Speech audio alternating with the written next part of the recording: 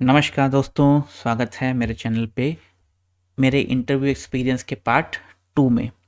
पिछले जो पार्ट 1 था उसमें मैंने आपको बताया था कि किस प्रकार मेरा जो इंटरव्यू की शुरुआत थी बड़ी अनवांटेड टाइप हो गई थी, बड़ी ट्रिकी हो गई थी, मेरी फ़ाइल मिसिंग हो गई, मैं इतना लंबा ट्रैवल करके आया था एंड ऑल दोज़ थिंग्स। अगर आपने वो वीडियो नहीं देखा है तो पहले पार्ट 1 देख लीजिए, मैं ऊपर लिंक शेयर कर रहा हूँ। देख लिया है, वेरी गुड। आगे शुरू करते हैं। तो आज का जो वीडियो का पॉइंट ऑफ डिस्कशन है वो है हमारी डेमो टीचिंग कैसे हुई, डेमो टीचिंग में क्या टॉपिक मैंने लिया, पीएचडी एक्सपीरियंस को लेकर के क्या सवाल पूछे गया, और लास्ट में इंटरव्यू जहाँ ख़त्म हो रहा था उस समय बड़ी ट्रिकी सिचुएशन आ गई थी फिर से एक बार। So let's start the video. सबसे पहले बात हम लोग बात करेंगे डेमो टीचिंग के बारे में, ठीक है। डेमो टीचिंग, जब मेरा इंटरव्यू ये सबल्टन हिस्ट्री वाला क्वेश्चन खत्म हुआ, ठीक है, जैसा मैंने पिछले इंटरव्यू में बताया था, तो मुझसे कहा गया कि ठीक है, आप क्या कोई टॉपिक तैयार करके आए हैं, जरा एक थोड़ा सा क्लास ले लीजिए आप एक, हम समझ लीजिए कि हम लोग बच्चे हैं और कुछ पढ़ा दीजिए हम लोगों को। तो हमने पूछा कि सर किस टॉपिक पे, तो बोले any topic that you have prepared. अच्छा, over the years I have been teaching, पिछले 15-16 साल से मैं पढ़ा रहा था, तो मैंने कहा कि सर टॉपिक आप बता दीजिए, मैं पढ़ा देता हूँ। तो इंटरव्यू मेंबर्स में से एक लोग बोले कि उसके लिए परेशान मत होइए, आप कुछ भी पढ़ा दीजिए, बस 5 मिनट आप पढ़ा दीजिए, देखते हैं क्या पढ़ाते हैं आप। तो मैंने कहा कि ठीक है सर, क्या मैं सविनय अवज्ञा आंदोलन पढ़ा दूँ। एक्चुअल में मैं क्लास 12 को पढ़ा के ही आया था 2 दिन पहले, वही दिमाग में फ्रेश था। मैंने कहा सर सिविल डिसोबीडियंस मूवमेंट, उन्होंने कहा ठीक है पढ़ाइए, हिंदी में पढ़ाइएगा। मैं खड़ा हुआ और जो भी मैंने आपको प्रोसीजर बताया था कि डेमो टीचिंग के पहले जिन चीज़ों का ध्यान रखना है, ठीक है, वो मैंने उनको फॉलो किया।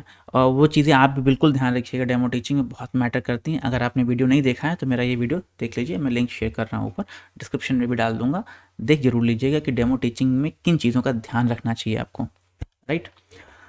तो मैंने चूज़ क्या किया, सिविल डिसोबीडियंस मूवमेंट को चूज़ किया। और पढ़ाते समय एक प्रॉब्लम हुई, ठीक है। जब मैंने पढ़ा रहा था तो बड़ा अच्छा पढ़ाता रहा, कोई दिक्कत नहीं था। मैंने नेचुरली क्लास जैसे चलती वैसे चल रही थी, बैठे हुए थे लोग, लेकिन मेरे बोलने के दौरान चूँकि सिविल डिसोबीडियंस मूवमेंट में पढ़ा रहा था, तो एज ए हैबिट मेरे मुंह से कई बार निकला कि गांधी ने ये कहा, गांधी ने इरविन को नोटिस दिया, गांधी ने नमक को चुना। तो एक दो बार तो इग्नोर कर गया, लेकिन जो चेयरमैन साहब थे बोर्ड के, उन्होंने मुझको टोक दिया कि 1 मिनट, ये गांधी जो कह रहे हैं आप ये सही नहीं, थोड़ा रिस्पेक्ट से नाम लीजिए, गांधी जी बोलिए। यद्यपि उनका जो कहने का टोन था बहुत ही वो एडवाइजरी टाइप की थी कि नहीं नहीं बेटा ये सही नहीं है, यूज़ गांधी जी। मैंने कहा ठीक है, राइट सर, सॉरी सर। फिर मैंने स्टार्ट किया, बट वही है, आदत ख़राब थी, बोलते बोलते फिर मेरे बाद मेरे मुंह से गांधी ही निकला कि गांधी ने ऐसा ऐसा प्लान किया। फिर उन्होंने टोका कि बेटा आप एक काम कीजिए, गांधी जी बोलिए। मैंने कहा राइट सर। करीब 2 मिनट बाद उन्होंने कहा कि ठीक है डन, आइए बैठिए। तो उन्होंने आपस में बोर्ड मेंबर्स में बात की कि देखिए यही होता है, आजकल के जो नई जनरेशन है ना, उनको गांधी का कंट्रीब्यूशन समझ में नहीं आता है और रिस्पेक्ट से नाम भी नहीं लेते हैं। तो ये चीज़ मुझे थोड़ा सा बहुत पिंच की कि नहीं ये बहुत नेगेटिव हो गया है, शायद it will harm me. Anyway, ठीक है, तो ये गांधी वाला इशू हर्ट कर रहा था मुझे। फिर हम बढ़े आगे, ठीक है। आगे जो सवाल मेरा मुझसे पूछा गया भाई पीएचडी के लेकर के, कि क्या आप पीएचडी कर रहे हैं, तो मैंने कहा कि हाँ सर मैं पीएचडी कर रहा हूँ। पूछा गया भाई किस यूनिवर्सिटी से कर रहे हैं और आपका टॉपिक क्या है। तो जो टॉपिक मेरा था वो था history of French in India के ऊपर था, ठीक है। डिटेल टॉपिक तो है कि the presence and influence of French company in India in late 18th and early 19th century. लेकिन मैंने शॉर्ट में बताया कि sir history of French in India, क्योंकि अंग्रेज़ों का इतिहास तो लिखा गया बहुत डिटेल में, लेकिन जो फ्रांसीसी कंपनी आई थी वो बैटल ऑफ वांडीवर्स के बाद निकल जाती है इंडिया से, और फिर कहीं नाम नहीं मिलता है ख़ास, ठीक है। तो मैंने कहा कि सर मैं उसी पार्ट को एक्सप्लोर कर रहा हूँ, the history of French in India. तो उस पे उन्होंने कई सवाल पूछे, जिसमें से जो सबसे बढ़िया सवाल था वो था why did the French fail in India, आखिर फ्रांसीसी भारत में क्यों फेल हो गए। सवाल बहुत सिंपल सा था, उन्होंने बड़ा लॉजिकली उन्होंने समझाया कि भाई इंग्लैंड और फ्रांस सदियों से दुश्मन थे, बराबर की ताकतें थीं, और भारत आते हैं वो, ठीक है, तो भारत आकर के एक ताकत सफल हो जाती है अपना एम्पायर खड़ा करने में, अंग्रेजी कंपनी सफल रहती है, जबकि फ्रांसीसी कंपनी बुरी तरह से फेल हो जाती है। तो उनके फेल होने के क्या कारण थे। तो सामान्य सा प्रश्न था, मैंने डिटेल में उनको आंसर दे दिया कि सर वो गवर्नमेंट कंट्रोल था, सुपीरियरिटी इन द नेवल, जो नौसैनिक शक्ति थी इंग्लैंड की, वो फ्रांसीसियों से कहीं बेहतर थी। कुछ शुरुआती जो लीडर्स उन्हें मिले बहुत अच्छे मिले, इसके अलावा जो फ्रांस की जो आर्थिक स्थिति वो इस तरह से नहीं थी कि भारत में एक जो एक्सपेंशन वाला फेस चल रहा था ना, लगातार लड़ाइयाँ वो लड़ सकते। तो कुल मिलाकर के अच्छा उतर गया, इसमें कोई समस्या नहीं हुई। फिर प्रश्न मेरी तरफ एक आया, एक मेंबर अभी तक बिल्कुल शांत बैठे हुए थे, उन्होंने अचानक मुझसे प्रश्न पूछा कि भाई वीडी सावरकर जी का भारतीय राष्ट्रीय आंदोलन में क्या योगदान रहा। एक्चुअल में उस समय सावरकर को लेकर के काफ़ी विवाद चल रहा था, अखबारों में काफ़ी न्यूज़ आ रही थी। तो वीडी सावरकर का कंट्रीब्यूशन पूछा, तो मैंने उनको कंट्रीब्यूशन पूरा डिटेल में बता दिया कि भाई मित्र मेला के बारे में बताया, फिर उन्होंने जो क्रांतिकारी गतिविधियाँ ऑर्गेनाइज़ की थी, फिर वो इंग्लैंड चले गए, इंग्लैंड में इंडिया हाउस में काफ़ी एक्टिव रहे वो, तो वो सारी चीज़ें मैं उन्हें बताता रहा। तो फिर मैंने उन्हें भी गिरफ्तार किया गया था, तो मुझसे उन्होंने ये सवाल पूछ लिया कि उन्हें किस केस में गिरफ्तार किया गया था लंदन में। लंदन में जब सावरकर को गिरफ्तार किया गया तो किस केस में गिरफ्तार किया गया था।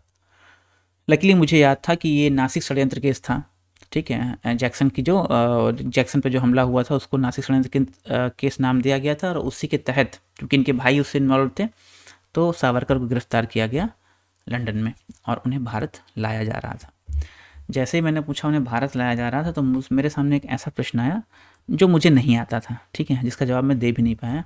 प्रश्न ये पूछा कि ठीक है, आप तो इतिहास के विद्यार्थी हैं, आप तो निश्चित रूप से जानते होंगे कि भाई वो जहाज़ से कूद गए थे भारत लाते समय, समंदर में तैरने लगे थे और तैर करके जो नियरेस्ट कोस्ट था ना, जो नज़दीकी समुद्र तट था, वहाँ तक पहुँच गए, जो कि फ्रांस में था, फ्रांस पहुँच गए।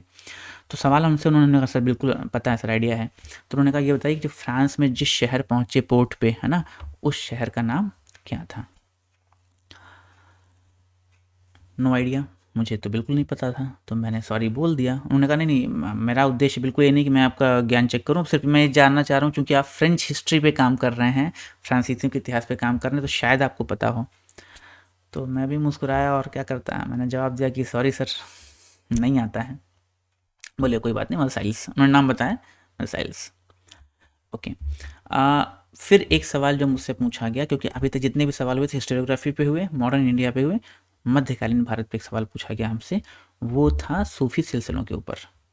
सिंपल सा सवाल था कि चिश्ती और नक्शबंदी सूफी संतों में क्या अंतर था। जो सूफी सिलसिले थे चिश्ती और नक्शबंदी, उनमें डिफरेंस क्या था। तो मैंने बता दिया, उनके फाउंडर्स के नाम बता दिए, उनकी जो मुख्य दरगाहें थी वो बता दी, चिश्तियों के तो बाकायदा हमने लीनियज ही बता दिया, ठीक है। तो इस उत्तर से बोर्ड मेंबर्स काफ़ी सेटिस्फाइड थे।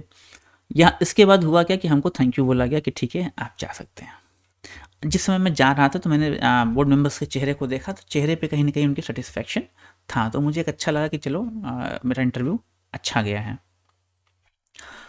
जब मैं ऐसा लगा कि जैसे इंटरव्यू ख़त्म हो गया मेरा, मैं उठा, थैंक यू बोला, चल दिया घूम करके, जा कर के मैंने दरवाज़ा खोला निकलने के लिए।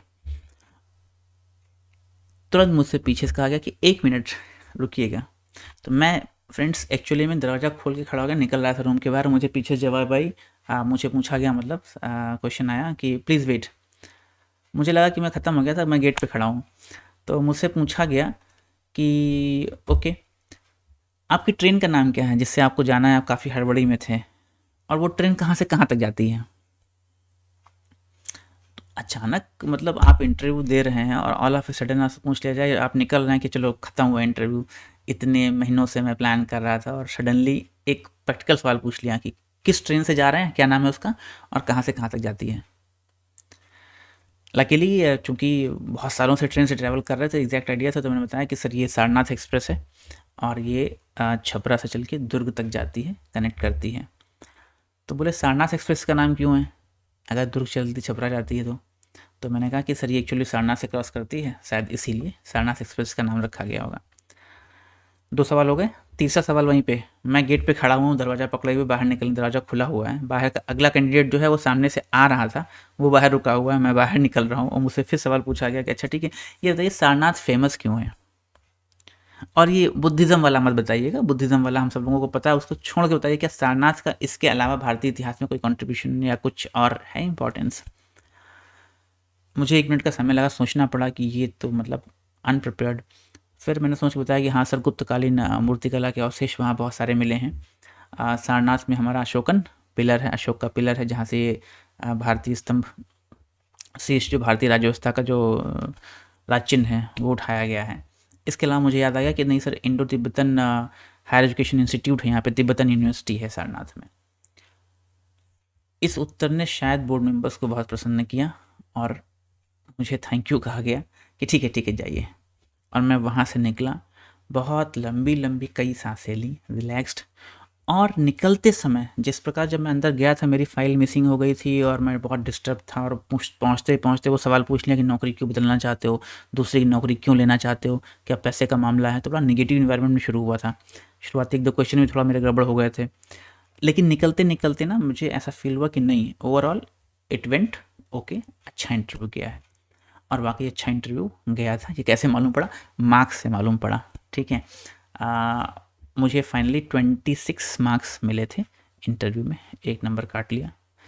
1 नंबर क्यों कि आप लोग जानते ही होंगे कि इंटरव्यू के जो मार्क्स हैं वो 13 से 27 के बीच में ही रहते हैं। मिनिमम 13 दिए जाते हैं और अधिकतम 27। ठीक है, इससे ज़्यादा नहीं मिल सकते, 13 से कम नहीं मिल सकते। ठीक है, चलिए, होप कि ये इंटरव्यू, ये एक्सपीरियंस आप लोगों के हेल्प करेगा, मददगार रहेगा। ये पार्ट आपको कैसा लगा इंटरव्यू एक्सपीरियंस, कमेंट बॉक्स में लिख करके मुझे ज़रूर बताइएगा। ठीक है, आप चैनल को प्लीज़ लाइक कीजिएगा, सब्सक्राइब कीजिएगा और शेयर कीजिएगा with the others. That's all, thank you, साथ में बने रहिए। जय हिंद।